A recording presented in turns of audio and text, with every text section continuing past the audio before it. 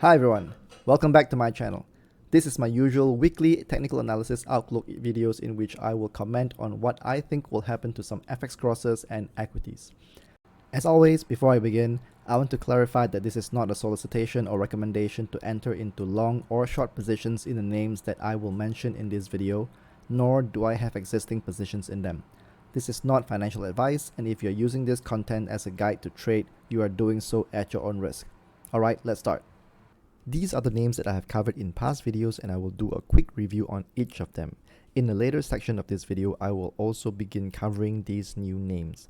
I will also be ceasing coverage on several names as well. Do check them out towards the end of this video. I've put in timestamps, so please use them to skip to the names that interest you.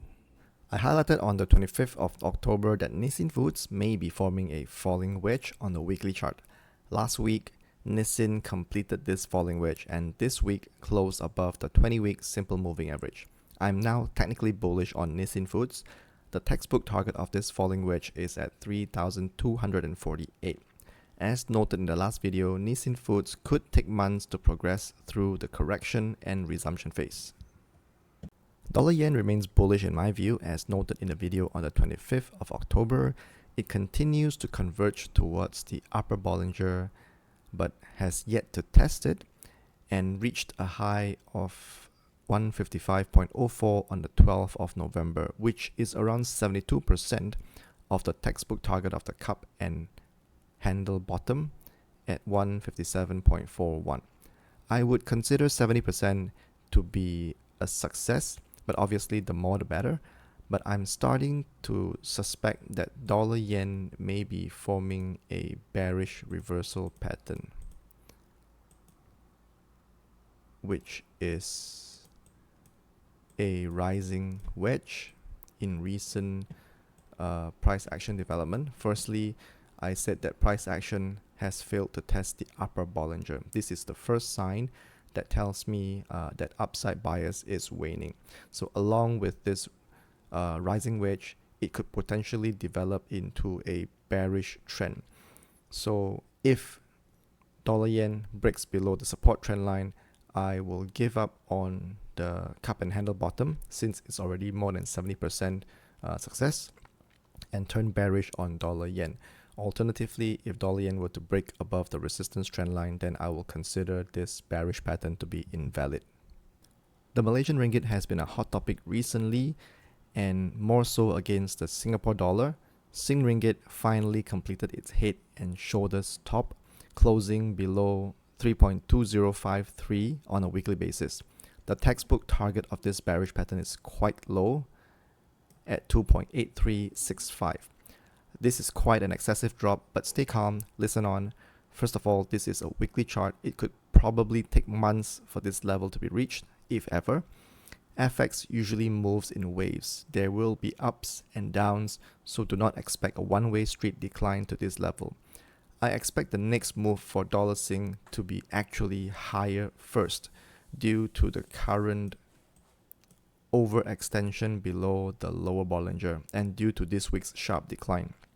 Further down, there are supports at 3.1560, 3.1305, 3.0681, 2.9907, and 2.94, all of which can bounce Sing ringgit higher and prevent it from ever reaching 2.8365.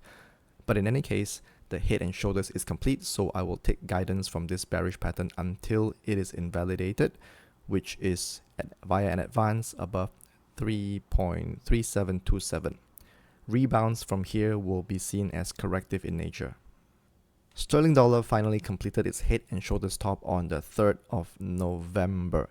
Since then, it went into the correction phase, and this week's decline, I believe it is now in the bearish resumption phase. The textbook target of this is at 1.25, but note that the support at 1.2707 can bounce sterling dollar higher when tested. I last updated dollar Brazilian real on the 1st of November and highlighted that its trend could change due to the formation of a head and shoulders bottom on the daily chart. This bullish pattern has since been invalidated. So I will now resume coverage and take guidance from a previously completed head and shoulders top in June to maintain a bearish outlook on dollar Brazilian real. The textbook target of this bearish pattern is at 4.9543. I last covered Medtronic on 15th of October and noted to stay bullish on this name. Medtronic went into another correction, sliding slightly below the neckline before rebounding thereafter. I consider that decline to be the correction phase of the head and shoulders bottom, and price action now back above the neckline, I believe Medtronic is now in the bullish resumption phase. The textbook target of this head and shoulders bottom is at 115.51, and breaking above the 100 psychological resistance will give Medtronic an upside boost. It took a while, but Merck finally rallied. I last covered Merck on the 4th of October and noted to expect further upside due to, firstly, a valid falling wedge, and secondly, signs of resilience to push lower despite falling below the Ichimoku cloud. Merck then declined again but bounced off the Ichimoku cloud twice and has since advanced. The textbook target of this falling wedge is at 96.78, and Merck over here reached a high of 95.05 on the 14th of November, which is around 90% of the textbook target.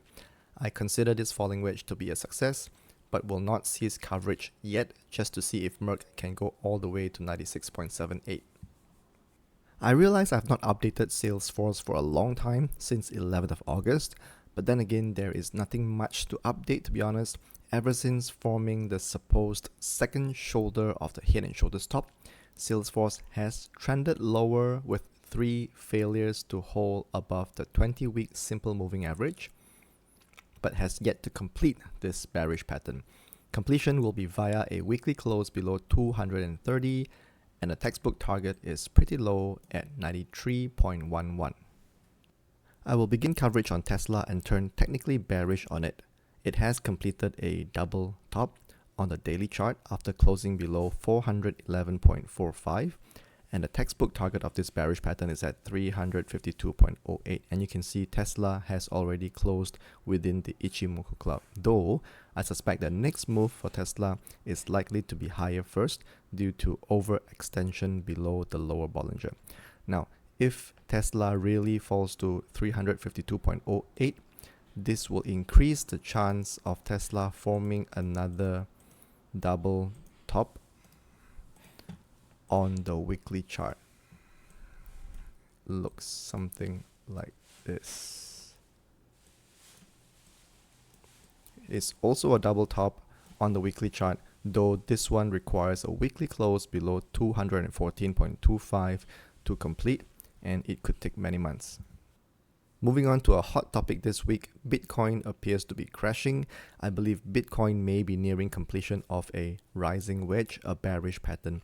It needs a close below the support trend line on a weekly basis, which is on the 16th of November to complete. Now note that this video was made on the 15th of November and we have yet to get that close. Completion will confirm a bearish outlook on Bitcoin, and the textbook target is at 55,000. Of course, there is a support at 74,303 that can bounce Bitcoin here if tested. Breaking above the resistance trend line will invalidate this bearish pattern. Moving on to gold. Gold had a strong rally and a relatively sharp correction.